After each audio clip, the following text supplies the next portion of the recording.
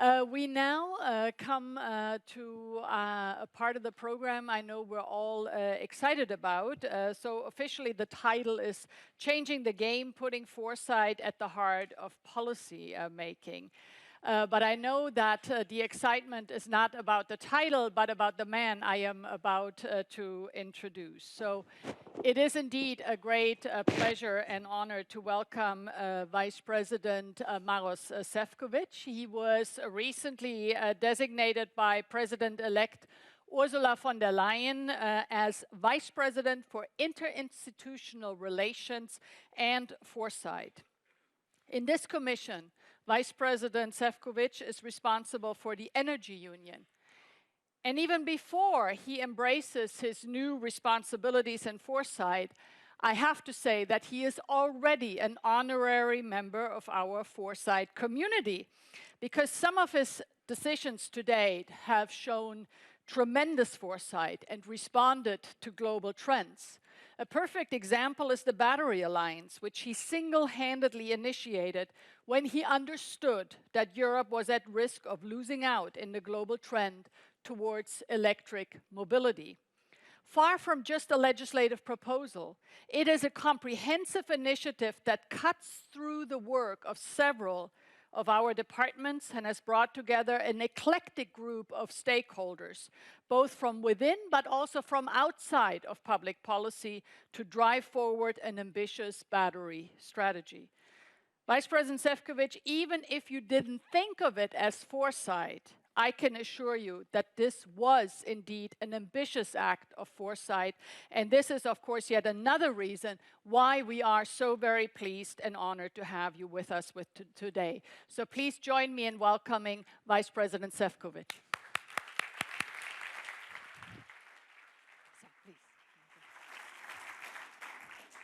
Thank you very much. Good afternoon to all of you, dear Anne, ladies and gentlemen. You don't know how thrilled I am not only to be here today, but also to have a new job. It's always a good thing to have a new job, especially in the Commission, and to continue as a Vice President, and to add something new to what I was already responsible for, because some of you would probably remember that in my first period I was responsible how to make sure that EU would embrace the Lisbon Treaty and start to work in this new communitarian way which the Lisbon Treaty charted for the European Union. And now I'm very glad that I can actually combine it with this very new exciting topic of foresight, and that we can rely upon such an excellent work which was done so far by ESPAS umbrella. And they are giving me a very fast course, I would say crash course on foresight. And more I learn about it, more exciting I am, because it shows that how much potential we have in Europe, in our institutions, how much we benefit from the close collaboration with our international partners, and what can be achieved if we put together our resources, our brain power. And when I was preparing for our session today, I was really impressed by this high-class list of participants, and I really would like to thank to all of you. Thank you very much for coming to Brussels, but especially Anne, to put all this together, because just to know all the great people in the world who deal with foresight is something, and to get them here in Brussels is really an accomplishment, and thank you very much, Anne, for that.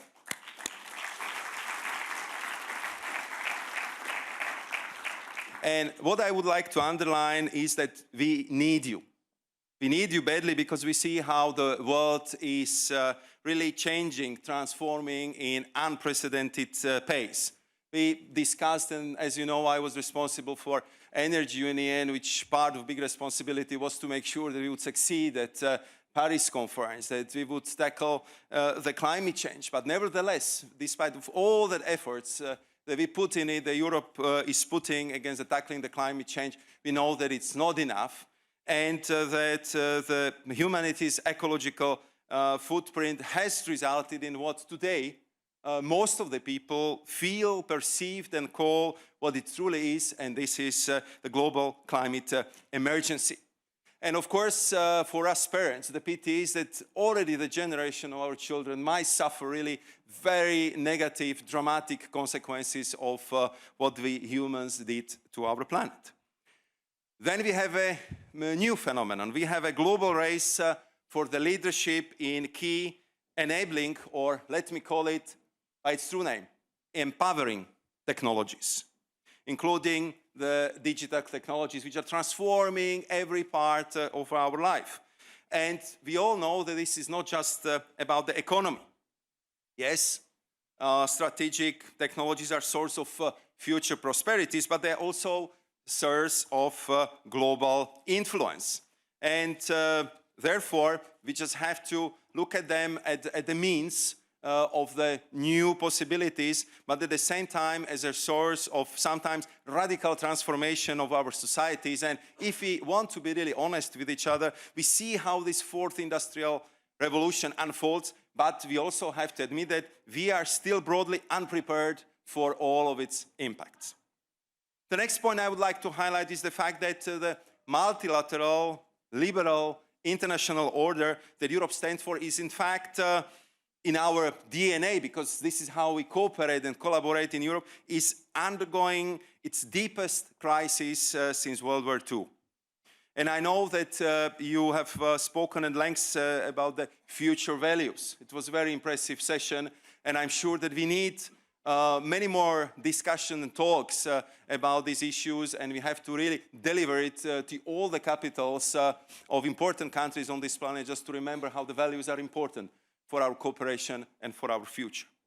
And then how affected they are by the fact that we are living in the age of disinformation combined with security threats and persisting inequalities across the board between rich and poor, between men and women, between north, south, east and west demographies, how we are fighting for the access to water, how we still are not able to provide enough food for the people living on this planet, and how all these factors are putting real strains on our democracies.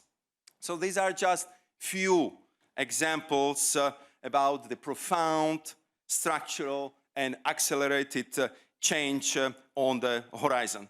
And these are all the reasons why I was underlying in my previous portfolio in all my discussions with the partners, and also we agreed on the analysis with the President-elect Ursula von der Leyen on the simple truth that the decisions which this Commission will propose, which this Parliament and the Council in this period will approve, would really shape and form the place of Europe in the world for the rest of the century. What we will do in the next 5 years will really decide where Europe will be in 2030 and beyond. And we have to have good answers, because we have to ensure that the Europe would not end up as a middle power caught up between two hegemons, the United States and China. So how can we ensure that the 21st century would be also European? And I see that you had an intervention on with the title that the future is Asia. Are we ready for it? Let me here in Berlaymont politically challenge that. I hope you would have more diverging views than that, because I'm also sure traveling abroad and talking with our international friends and partners, going through these dramatic, turbulent developments in the global politics, I'm absolutely sure that the world, with all due modesty, needs Europe more than ever. For we stand for, how we cooperate, how we respect the international law, values, how we try to help developing world, how we are serious about equalities, and how we want to have peaceful development in our world. Therefore, we need to do this right, and we have to have good answers to all these strategic questions. And second, what is also very important for Europe is how we can, how to describe it, move it away from what I would perceive was the multi-crisis management modes of the past few years to the political leadership by Foresight, and build the real culture of anticipation, preparedness, and the resilience. So these are the topics on the table, and therefore I am truly honored that the President-elect trusts me to take care of both interinstitutional relations and Foresight, because I see them in the perfect match, that we can improve our strategic programming. We can tackle better red tape and reduce administrative burden, and we can work very closely with the European Parliament and our member states to make sure that we are doing the best for our citizens, and that we are proposing best actions for the future. And if we do it right, if we link it well, it could be a true game changer. What we need to succeed in this respect. At first, what we require is the honest assessment of where we stand, and second, and clear vision where we want to go in this new geostrategic, geoeconomic, and geotechnological order. And there is, again, no coincidence that the President-elect has branded her new commission as a geopolitical one, because geopolitical are the challenges. And as you know, the new commission is not yet in place, but based on the ESPAS work and this renewed political momentum, I would suggest that we already start looking together at what should be our priorities. First, I believe that we have to build our foresight capabilities. We already have seen the impressive progress over the last 2 years, but at the same time, we still have to admit that still the knowledge, the capabilities are a bit more scattered around the Commission, that we need them to have them more action-oriented, and that we need to have high, ambitious goals, and this should be to really strive for world-class anticipatory governance. That should be the goal of the European Union, global excellence. And therefore, we need to build foresight capacity inside the Commission, but also in a close collaboration and cooperation with external actors. And my first intention would be to mobilize as much as we can resources of the Joint Research Center, who should be the key enabler and multiplier. But at the same time, I know that this would not suffice, because we need to create synergies also across the Commission, inside and outside of our institutions, and therefore I would propose to set up an EU strategic foresight network that will bring together the best of EU institutions and the member states, and here I know that we can rely on that impressive network which was already built. When I talk to some of the ministers of the EU member states, what will be my new job, they've been very excited, and I said, so you will be something like the Commissioner for the future, yes? I said, let's hope so. And he said, you know, I'd also like to be called Minister for the future. So I said, okay, let's establish the networks of the ministers for the future. It's something what each country needs. Each government needs foresight. Each government needs to look what is over the horizon. And I think closer we work together, more we share the knowledge and information, better results we would achieve. And then, of course, we need to build a strong governance system aimed at structurally embedding the foresight in the policy making. As you know, President-elect asked me to prepare and steer the work on annual foresight report on key transformative megatrends. And we want that this report would feed into the State of the Union address and our multi-annual programming. I believe that these reports would have a potential to trigger debates beyond the European Union. Again, our ambition should be to start the global debates at international forums like G7, G20, and really to discuss the conclusions of our foresight analysis with our international partners. Second, I think that we have to focus more on strategic prioritization and action. We should make sure that our foresight activities are anchored into medium to long-term strategic policy objectives. And this is what I always remind my colleagues in the European Commission. We have to be as practical as possible. We have to bring the results which would enable better decision-making, which would be easily explained to the politicians, which we can bring down to the citizens so they know what we are proposing, what we are talking about, and what kind of action we suggest we should undertake. And then, of course, I will do my best that the results of the expertise which we already have, which we are going to build, is properly addressed and worked with on the highest political level, be it here in the Commission or in the European Union. To get there, I think we need to have good answers to the key questions which we will be asked. The first one of them would be what long-term issues are of strategic importance to Europe. I believe that based on Foresight work, we should engage political actors to develop a common vision and send the right signals on our long-term objectives. Then we have to answer to the question, what gaps do we need to overcome to reach these goals? What are the key enablers? What are the obstacles? And here we have to base our proposals on the strong evidence, and we have to introduce evidence-based policymaking to become a new political culture when we prepare our proposals. I would like to use for that also part of my responsibilities for better regulation agenda, and for those who know Brussels jargon well, they would understand that what I'm talking about when I talk about REFIT, which is actually the body in the European Commission which is helping us to update the legislation which would become outdated, or to actually make the framework within which we work more to the point of today's realities. And I suggested that we should really change the REFIT into something new, and it will be called Fit for the Future Organism, because this is what we need to do. We need to be future-oriented in our legislation and in our policy making. And I very much like the idea of the policy design board that would allow integrating robust foresight into our evidence-based policy making and concrete actions which would be then suggested.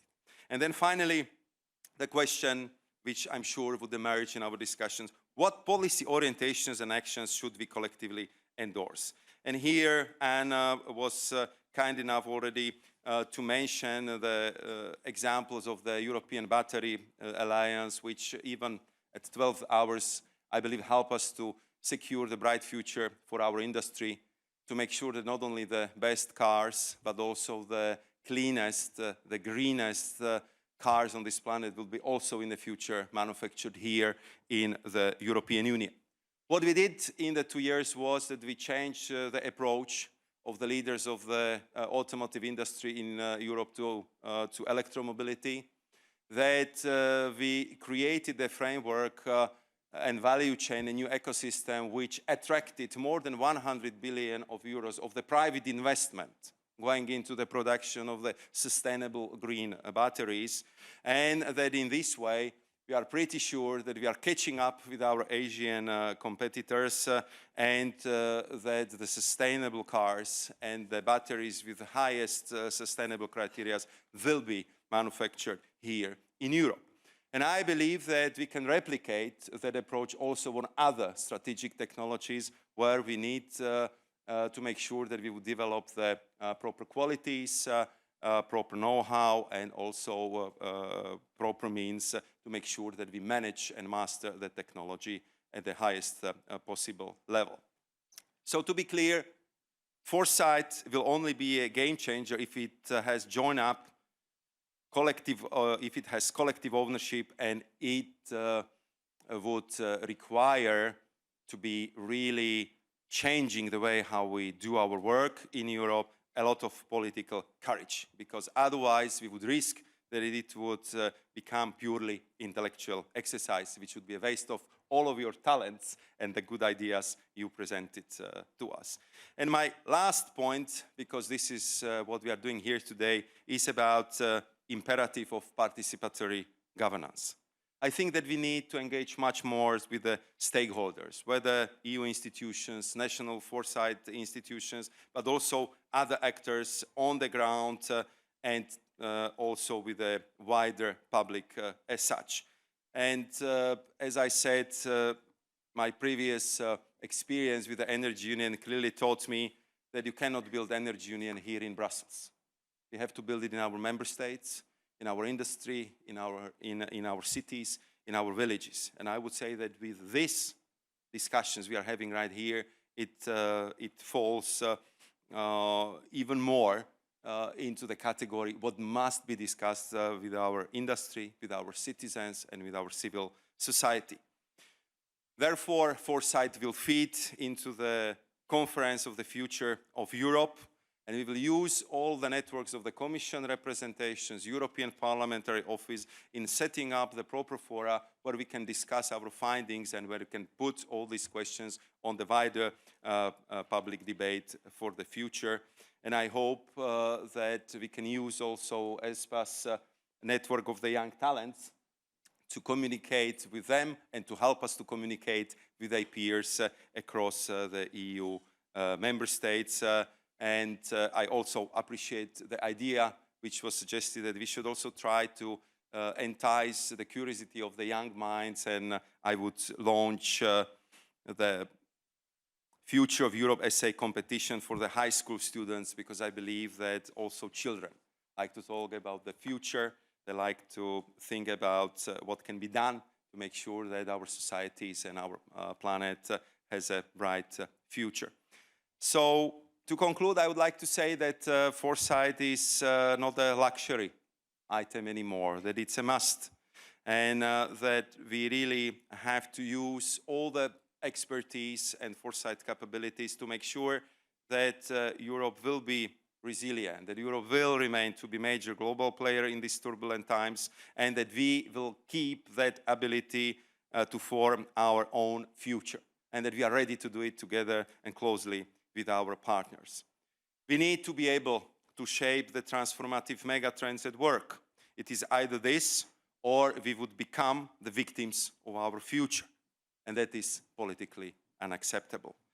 This is fundamentally why we have decided that foresight should become a political priority for Europe. And we know that we have to move fast because the key challenges ahead of us are of enormous proportion, and we have to deal with them accordingly with all our force and powers. We see how the new economy sectors are changing the future of work. We see how the strategic value chains are creating the new dependencies. I was working last 5 years to make sure that Europe will not be dependent on the fossil fuels from one particular source. Now we have to make sure that we will do the same for other raw materials, for rare earths, for technologies, for all the technologies we need to make sure that our militaries would have their independence and our access to space is properly guaranteed. So this is ultimately about our shared strategic sovereignty in a political, economic, and technological sense. And the third and the last I would mention is the future of our democratic fabric. We've been discussing the plague of nationalism, intolerance, xenophobia, the way how the populist leaders are not ashamed to attack the democratic institutions, and therefore we have to use all our knowledge to make sure that we would be countering and tackling this negative trend as well. So we have a political responsibility to address the democratic challenges forcefully. And therefore, I am very much looking forward to the discussion we will have in the following session, which is on democracy, free societies, and their enemies. And my last word would be again the word of gratitude, and thanks for all of you coming to us to share your knowledge, share your insight, and we are very much looking forward to your conclusions, and I would like to wish you to to have excellent today conference and great state with your colleague friends here in Brussels. Thank you very much.